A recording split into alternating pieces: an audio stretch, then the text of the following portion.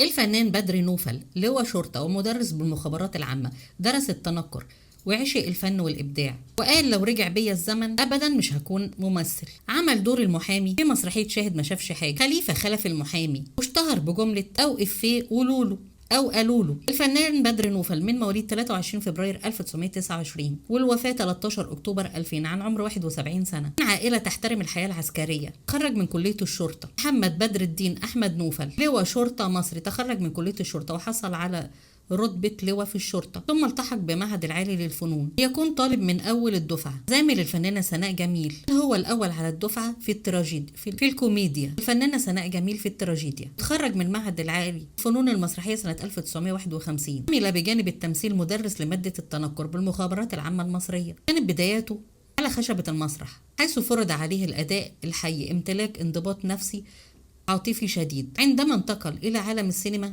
وجد نفسه في بيئة جديدة. الكلام ده كان سنة 1957، تتطلب منه مهارات فنية مختلفة، إلا أنه تأقلم بسرعة مع هذا التحول، ظاهرا قدرة كبيرة على التطور والتكيف مع متطلبات الوسط الفني. كان بيختار أدواره بعناية، حيث برع في تجسيد دور الضابط والقاضي والوزير، مما منحه مكانة بين زملائه الفنانين. وقدم العديد من الأدوار الثانوية واستطاع أن يلفت الأنظار إليه. بدأ حياته كممثل سنة 1957، وكانت أول مشاركته مشهدين في فيلم حبيب حياتي مع عبد السلام النابلسي، واشتغل في فيلم سجين أبو زعبل شخصية لواء مكافحة المخدرات. لكن معرفته بالجمهور جاءت أثناء فيلم رجل التاني مع رشدي أباظة وسامية جمال وصباح. كان عامل دور ديورس السائق. قدم أشهر أدواره في فيلم أبو الليل. كان الفيلم بيتناول قصة راجل يرهب الناس في قرية بسيطة، ولكن هناك نقطة وحيدة هي ضحى كان بيحبها في الفيلم، بطولة سامية جمال ومحمود المليجي وأحمد رمزي.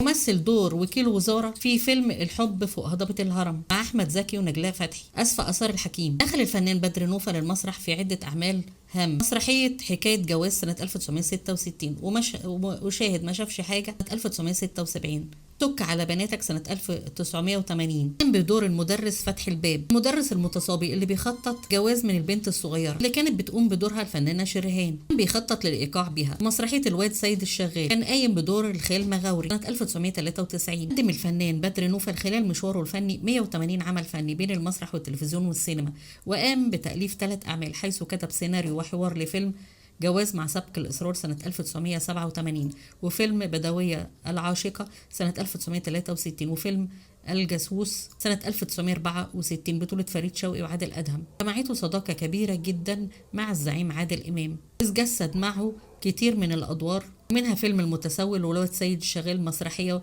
ومسرحية شاهد ما شافش حاجة، أعمال جمعته بالزعيم عادل إمام. شارك الفنان بدر نوفل في فيلم الشموع السوداء.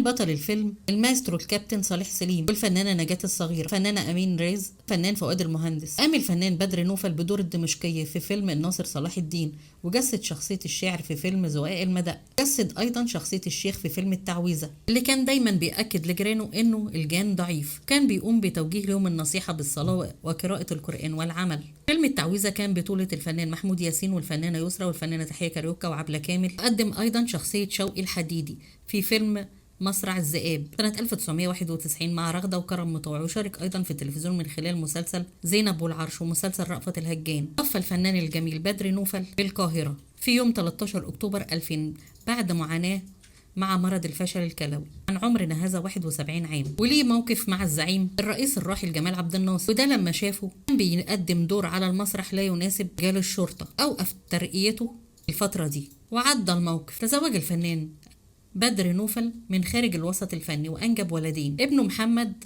مهندس وضياء ضابط شرطة، جاب بنتين منى وعزة. ودي كانت قصة الفنان بدر نوفل رجل المخابرات العامة اللي عاشق الفن، حكايته مع عادل إمام وأسرار في حياته. لو عجبكم الفيديو ما تنسوش لايك واشتراك في القناة. أختكم محتاجة دعمكم، بتمنى منكم مزيد من الدعم. اترككم في رعاية الله وأمنه وأمانته، ما تنسوش لايك واشتراك في القناة. السلام عليكم ورحمة الله وبركاته. أشوفكم الفيديو الجاي بإذن الله.